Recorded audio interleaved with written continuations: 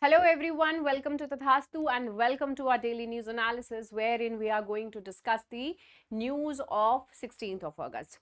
So let's get started with today's analysis, but before that a little bit of information for all of you, and the information is that from today onwards we will be having this analysis only in English, and apart from that you can download PDF from our daily current affairs Telegram channel.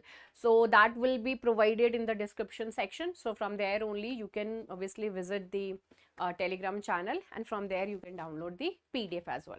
Let's get started, but before that, table of contents. The very first one is that on Independence Day speech that was yesterday itself, Stalin, Chief Minister of Tamil Nadu, he actually asked for the transfer of education to that of the state list. What is this and all? We will get to know about this. Next comes the Kerala likely to face drought due to deficit monsoon. What is this all about? We will check out this as well. Then comes the consumption based poverty estimates have relevance. This is we will be doing. Then Myanmar junta's empty gestures. What is the case of their democracy in the Myanmar? We will get to know about that. Then Cauvery water sharing issue also. Both of these topics are under the text and context part, and this consumption based poverty estimate is under this editorial portion. We will be covering this as well. Another one is with amended act kicking in, Odisha has no deemed forest. We will check out this thing. Who is Bindeshwar Pathak? We will get to know about him. Then comes High Court bats for animals' right to live without fear, orders a relocation of 495 families near Tamil Nadu Tiger Reserve. What is this is all about? We will talk about this.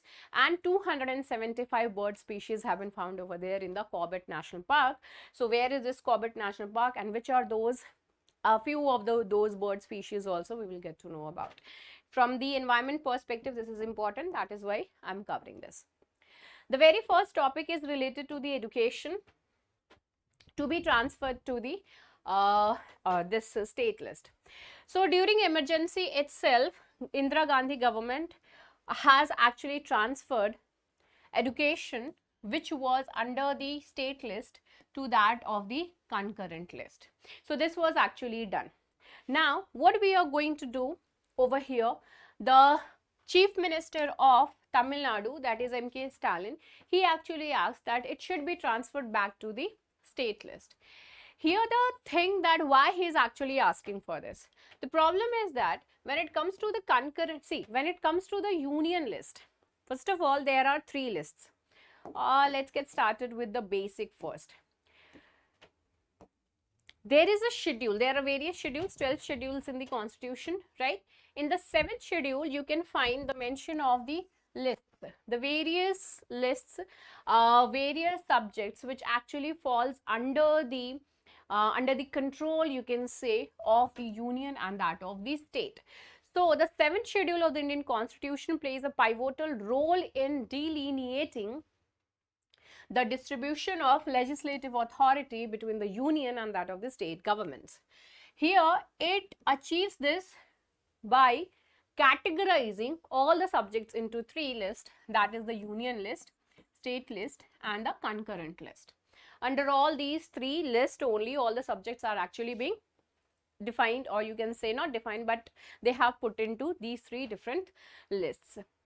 This particular division is actually based on Article 246 of our Constitution, which effectively allocates powers between the Parliament and that of the state legislatures. Predominantly, this union list actually encompasses a substantial number of subjects. The huge number of subjects and the most important subjects are actually put under the union list, okay, affording the Parliament the greater kind of authority over here. When it comes to the state list, it comprises a narrower range of subjects, granting relatively less jurisdiction to that of the state governments because they are not having much of the authority over there.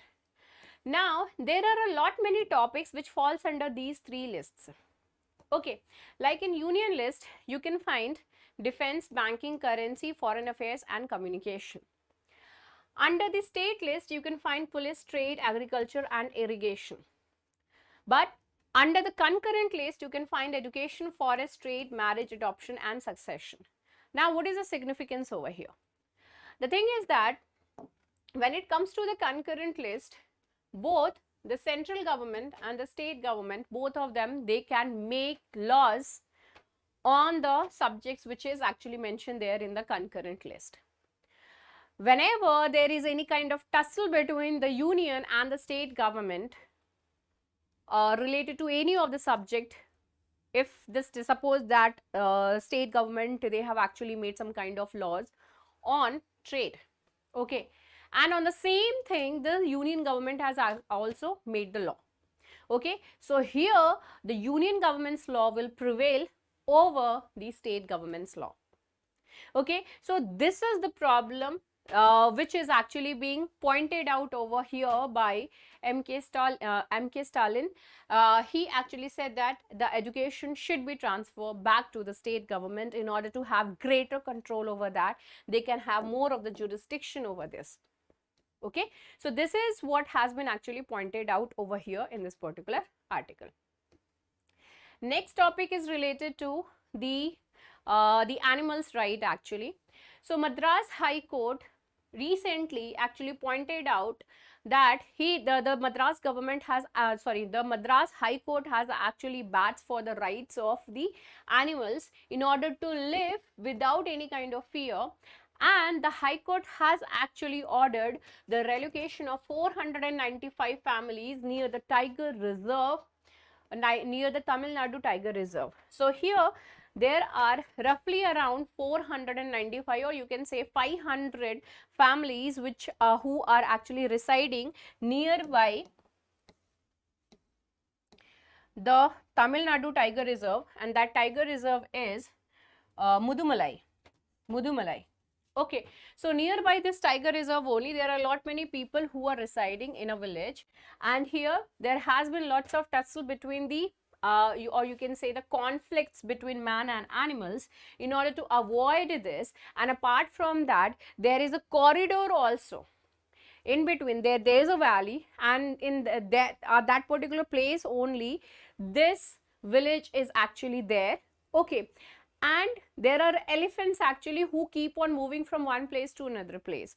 Now this village is actually creating, it is like a block, okay, this is like a block. It actually blocks the migratory routes of elephants in Mudumalai Satyamangalam landscape. Sorry for this. So Mudumalai Satyamangalam landscape, it is actually blocking the route. So this is the reason why the government is actually not the government, but the High Court actually said this thing, that the animals are supposed to live freely without any kind of fear, and in order to avoid this man-animal conflict in the forest area, we have to relocate these 495 families from this particular place to the another place. Now when it comes to the relocation, obviously they are supposed to be provided with some kind of compensation. So this has been decided that 15 lakh rupees each will be provided as a compensation, and all these funds are supposed to be taken out from CAMPA. What is this CAMPA? CAMPA is Compensatory Afforestation Fund Management and Planning Authority to the National Tiger Conservation Authority. So this is the one which will be done, and from them it will be transferred to the families. So this is what actually has been planned, and what is the reason behind that, I have explained you everything. Here is the place from where they are supposed to be relocated, and the place is the Thengu Marahada. Pardon if I am not pronouncing it correctly. What is this CAMPA? CAMPA was actually founded in 2004 by the Ministry of Environment and Forest. It was established as the CAMPA. Now what is this CAMPA? CAMPA is the Compensatory Afforestation Fund Management and Planning Authority. What is the primary objective? Its primary mandate is to supervise and administer the compensatory afforestation fund in accordance with the directives from the Supreme Court. The CAMPA Act, it is also known as the Compensatory Afforestation Fund Act, and this was actually established to as a suitable institutional framework to both the national and the regional levels. This framework aims to ensure the swift and effective utilization of the funds designated in lieu of forest land diversion for non-forest purposes. So the diversion of the forest land for the non-forest purposes, whatever the fund is required, so the fund will be taken from this only. Here for the relocation of the family, the money from where it will be taken? It will be taken from the Campa itself, right? So this is what is all about the Campa. The funds have a designated purpose of encouraging afforestation and rejuvenation efforts, serving as a means to offset the utilization of forest land for the non-forest purposes. Okay, chalo.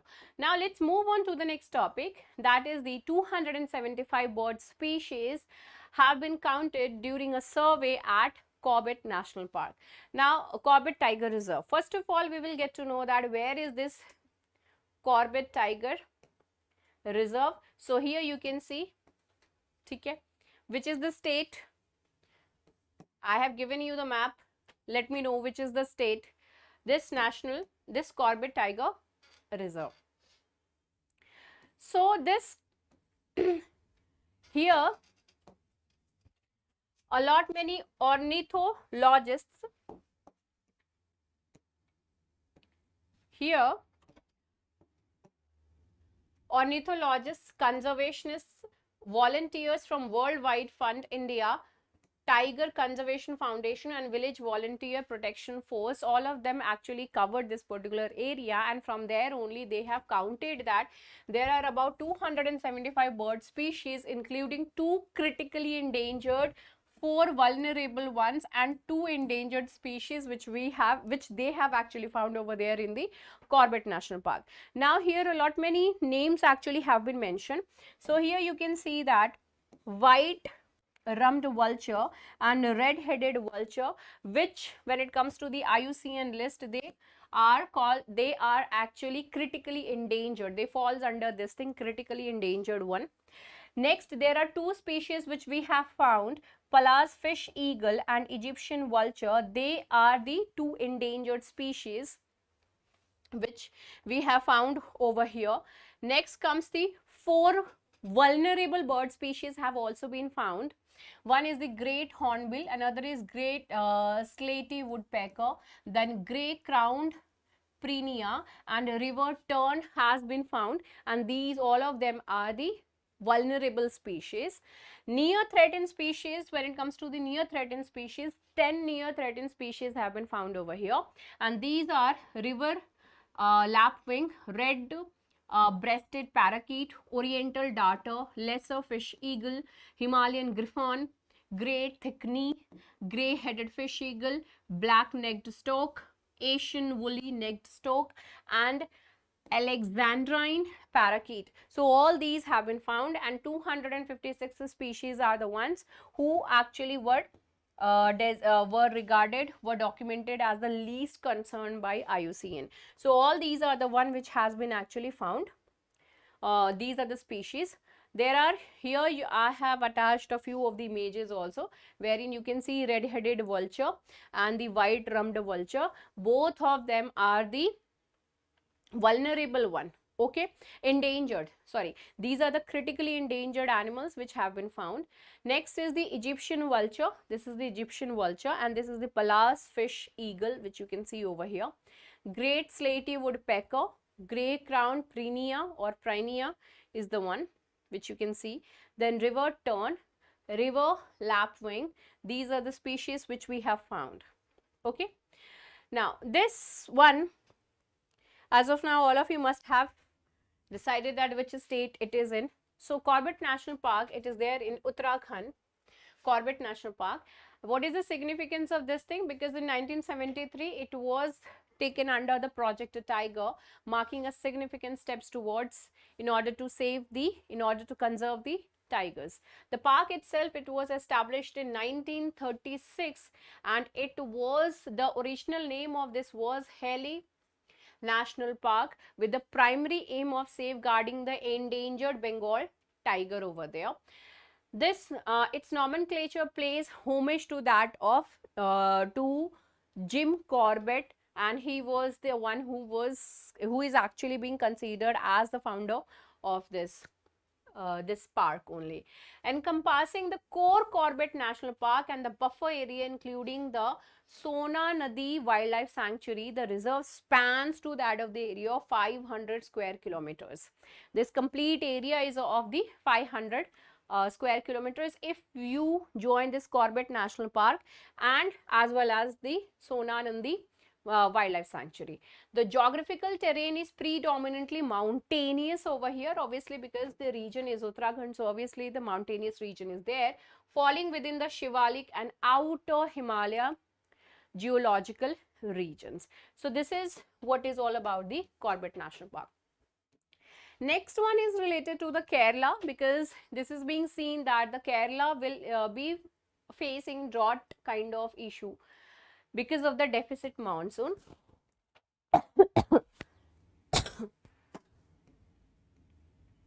So this, because of the monsoon deficit, this is being actually said that, and it has been speculated that we will be facing, the Kerala state will be facing drought like situation, and all this is because of the shortfall, because there has been a shortfall in the rain, and this is staggering 90% shortfall when it comes to the rain in August. 90%. This is really very huge.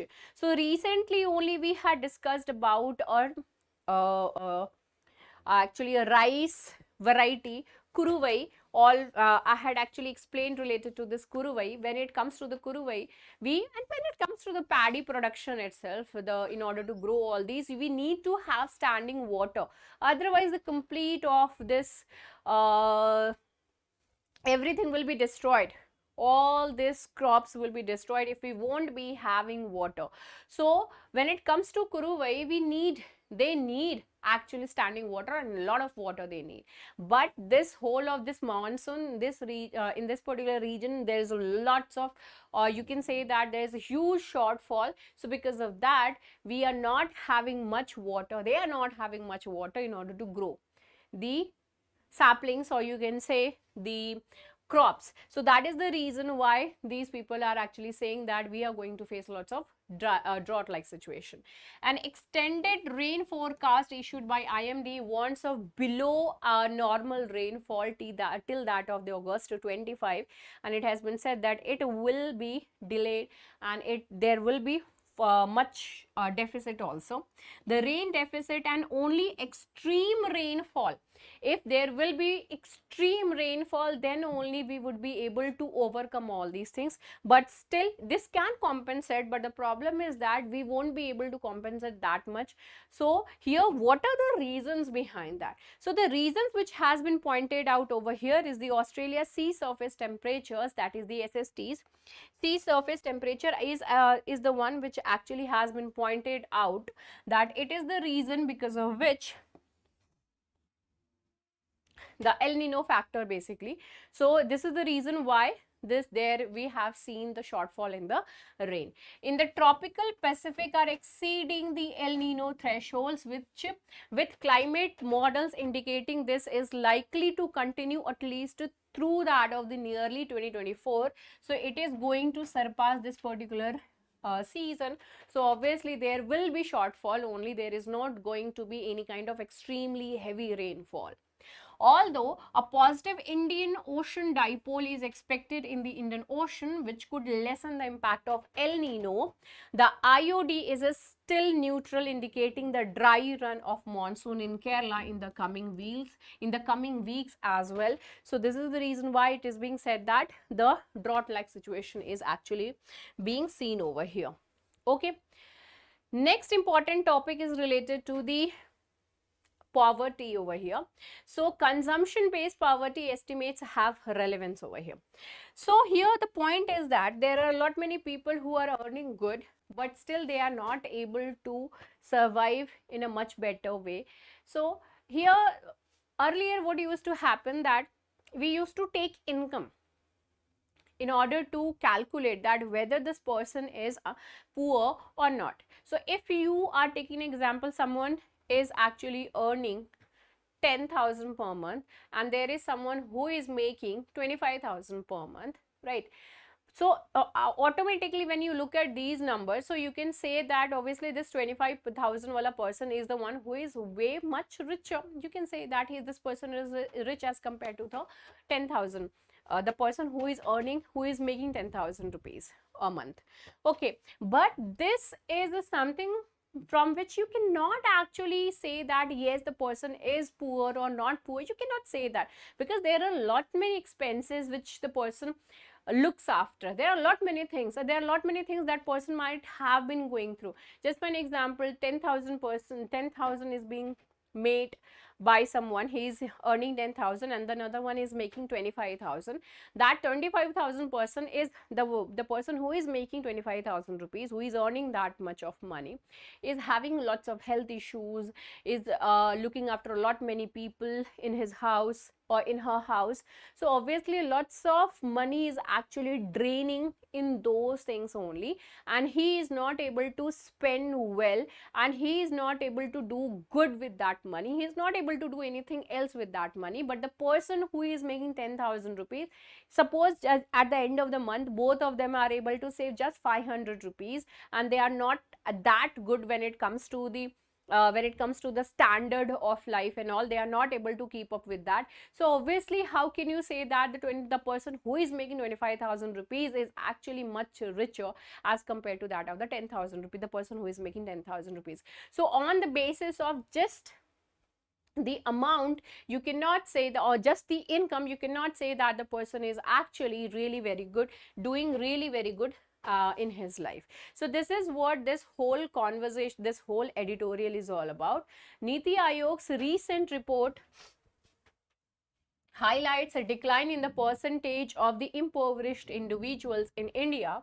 In 2015-16 is what it was 25%, and in 2019-2021 it dropped to 15%, lifting around 135 million people out of the poverty. Global Multi-Dimensional Poverty Index report by UNDP and OPHI in 2023, it actually echoes this trend, showing a decrease from 27.5% to that of the 16.2% over the same period. Here the Global Multi-Dimensional Poverty Index is the one which is we are actually talking about, because when it comes to the poverty, you just cannot define it on the basis of the income itself. There are a lot many other things also on of which you are supposed to keep an eye. Then only you would be able to find out that whether the person is actually poor or not. Okay, so there are a lot many things which we need to take care of. Comparison and the methodology concerns, and this has always been in the news because of this thing, that how we are supposed to calculate that whether the person is the poor or not. The report discusses the significance of these findings, contrasting them with the income-based poverty estimates, and why I have already explained you the reason behind that. It asserts that the multi-dimensional poverty estimates should not replace national sample survey consumption-based ratios, because the consumption is the one which actually matters, right? How much of nutrition you are taking, what are the kind of food materials you are you are consuming. So obviously that also matters, because if you are making really very good money but you are not able to spend it on really very good food, nutrition which can actually give you energy boost, then what is the meaning of having that much of money? So obviously you are poor on the basis of that. So consumption based ratios also matters over here. Next is, while non-income dimensions reflect a capabilities approach, aggregating these diverse indicators possesses challenges over here. Issues related to measurability, aggregation, and data availability, especially for the interrelated indicators, are highlighted over here. Global MPI and domestic context when it comes to these things, the praise received from the global MPI 2018 report for India's poverty reduction is examined over here, and the decline as seen through the Tendulkar and Rangarajan committee methodologies has been pointed out over here. Now these are the committees which were actually established in order to find out that how we are supposed to calculate the poverty. Okay, so this was something which was actually calculated. These were the committees which were actually given this particular task in order to do that.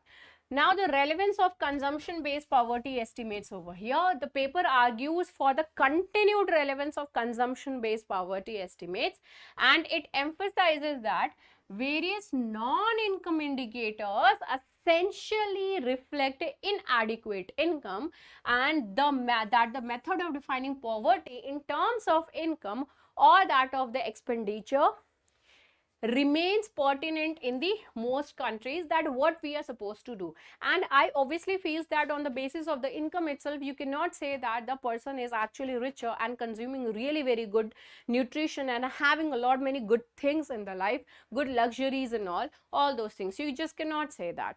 Okay, there are a lot many people who are making good money, but because of the lots of responsibilities and all, that person is not able to save money and not able to spend well on the health or any other thing. So obviously that person will be forced towards the poor. Okay, that person will actually become poor. Okay, so there are a lot many things, there are lots of dimensions when it comes to calculating the poverty. Uncertainty and the need for the accurate surveys due to the absence of the official data by 2011, beyond that of the 2011-12, comparisons with the multidimensional poverty indices becomes really very challenging because we are not having much of the data over here. Now the importance of upcoming consumption expenditure survey results is underscored. The decline in poverty ratios during periods of high growth and potential slowdowns during the recent years, including COVID-19 period, are discussed. Now here the issues with aggregate consumption estimates, there are discrepancies when it comes to the national accounts and statistics and the national sample survey data. Okay, there are discrepancies when it comes to this thing related to the aggregate consumption, and this is something which is actually being highlighted over here, and this divergence growing over time necessitates a comprehensive examination by National Statistics Office to enhance data collection over here. So here the problem is in order to calculate the multidimensional poverty, in order to calculate the poverty, we need to take care of the different dimensions. Okay, the different dimensions, we need to take care of this thing. Now apart from that, the another point over here is that multi-dimension thing and the data. Okay, the another point is the data. There has to be some good number of data, and there shouldn't be any kind of discrepancies, otherwise we won't be able to calculate in a really very good way. The importance of public expenditure impact over here, this particular article basically advocates about the need to supplement consumption surveys with studies on public expenditure's impact on health and education for different expenditure categories, because that is also something which matters. If you are making good money, but because of lots of responsibilities and lots of kharcha, lots of expenditures at your home, you are not able to give good education to your children, then what is the use of that income, right? So definitely you are pushing your children towards the poverty, right? So all these things are also supposed to be taken care of while calculating the poverty. So this is what this complete article is all about. The next topic is the Myanmar junta's empty gestures. So this article actually talks about a lot many things.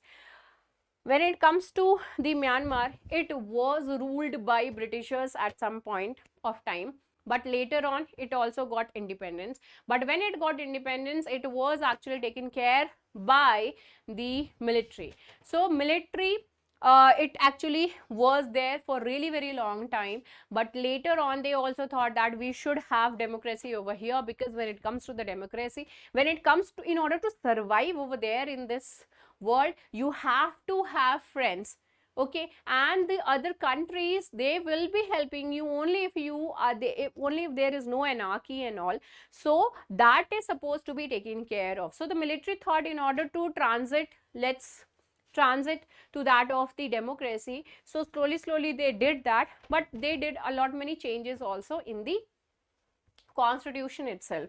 Right, now apart from that, when it comes to the, suppose that there are 100 seats in the assembly, so they made sure this thing that 25% of the seat was reserved for the military people, and 75% of the seat was reserved for the, it was given for the election purpose, for the democracy purpose. If you want to do that, do that, but this 25% will be only for the military. Okay, so this is what was actually done by the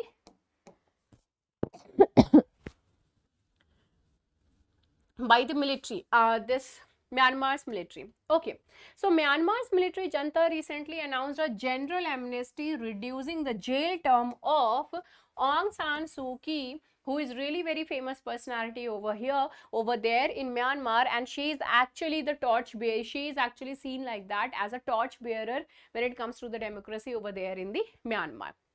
So it was reduced by that of the 6 years.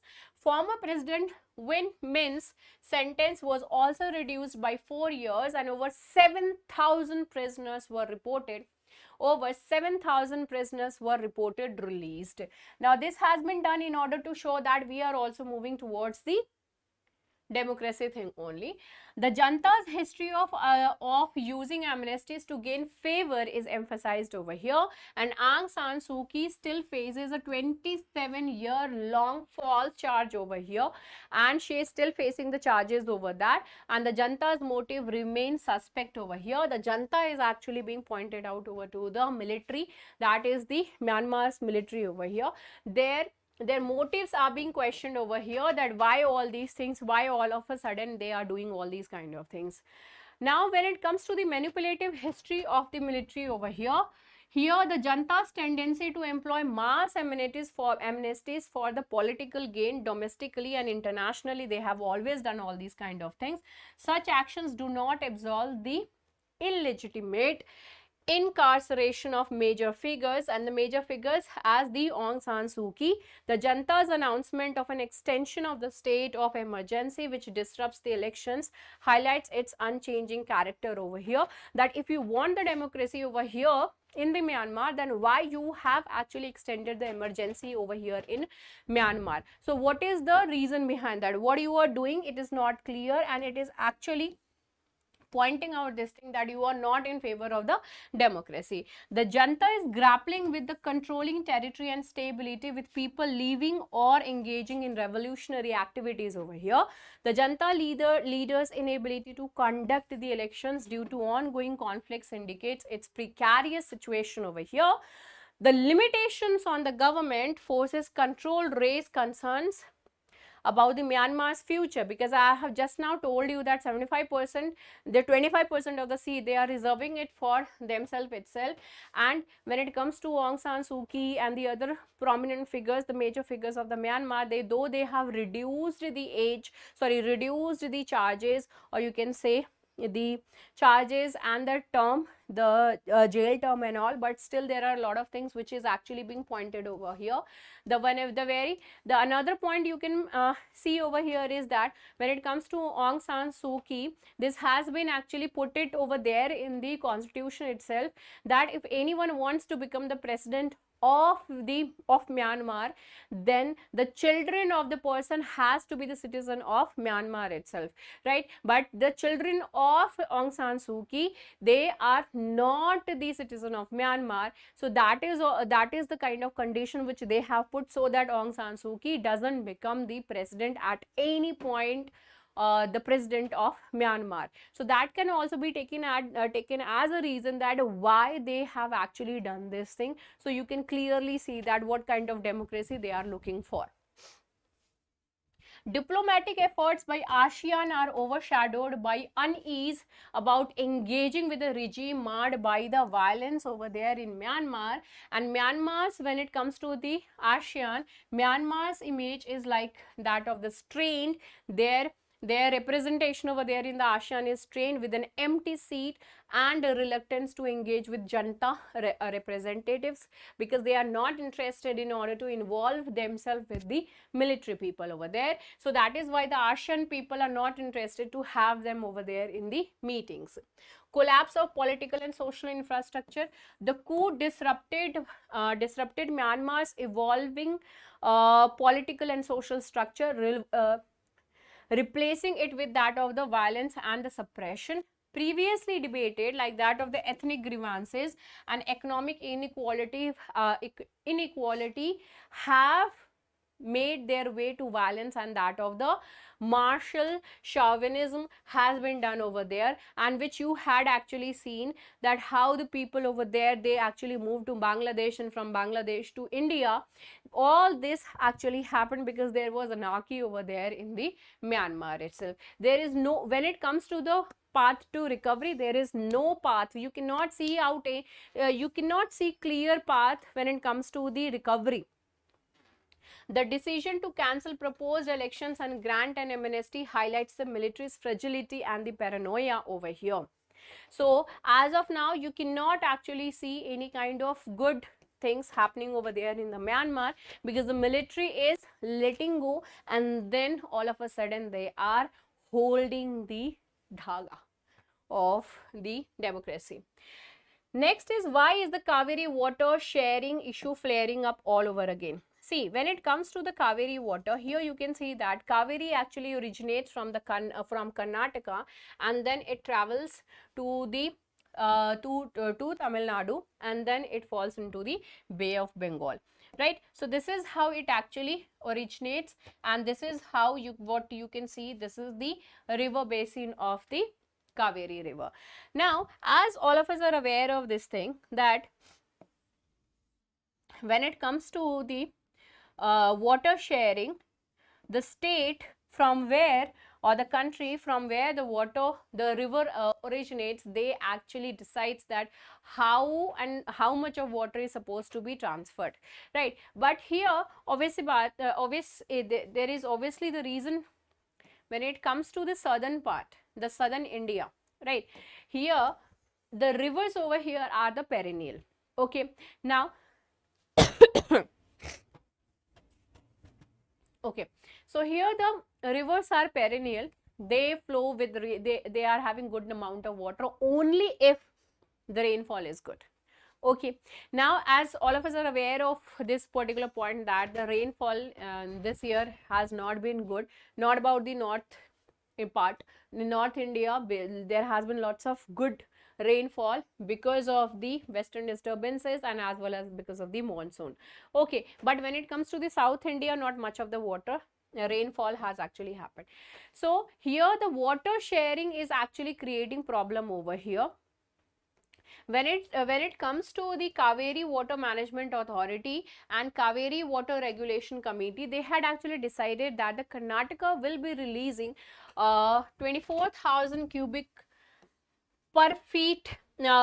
feet per second from its reservoirs to that of the Tamil Nadu, but they didn't do this thing, they didn't follow this particular thing. So this is the reason why they have moved. This is the reason why Tamil Nadu has actually approached the Supreme Court, because whenever there is any kind of water dispute, they are supposed to handle it with the help of the Water Management Authority, the Cauvery Water Management Authority. They came to some kind of conclusion, but the Karnataka is actually not saying, is not releasing, and the reason behind that, what they have given is that the bad rainfall basically.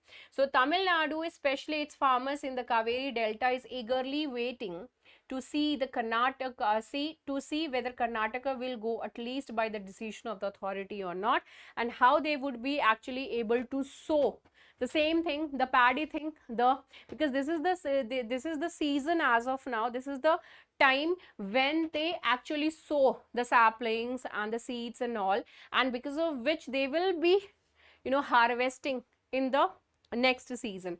Okay, now here the problem is that water is actually not being released, so obviously the farmers of Tamil Nadu, they are in distress. The Tamil Nadu government is actually asking that to please release, but they are not doing that. So this is the reason why they are facing the kind of problem. Next is with amended act kicking in, Odisha has no deemed forest. So as of now, all of us are aware of this thing, that the recent amendments, okay, forest conservation amendment, this has actually forest act, in the recent amendment, because of the forest act, we can see that there is a concept which they have pointed out is the deemed forest, and it refers to the forest land not officially designated as the forest one as such by the center or that of the states. So those are considered as the deemed forest, but when it comes to the Odisha, they are not having any kind of forest. Okay, now around half of the Odisha's forest land falls under the deemed forest category according to the experts, but the Odisha government stance on the Forest Act raises concerns about the potential accelerated deforestation, because those forest lands are actually not being considered as the deemed forest, because in order to do that, that has to be done. Okay, that the step is supposed to be taken by the government, but the government is not taking that. So here the people are pointing out this thing, that the deforestation might, the potential accelerated deforestation, they are saying that this can actually happen. Now this view is in contrast to the Environment Ministry's assurances to Parliamentary Committee that deemed forest would remain protected, that please do protect this thing, otherwise we can see huge deforestation over there in the Odisha. Okay, so this is what actually is being pointed over here. Protection under the Forest Act implies that land cannot be diverted without the consent of both the center and the Gram Panchayats. Additionally, those diverting land are obligated to grow trees on equivalent land twice the area cleared and pay a substantial monetary penalty as well. So these are the points which are actually being said over here. Okay, chalo.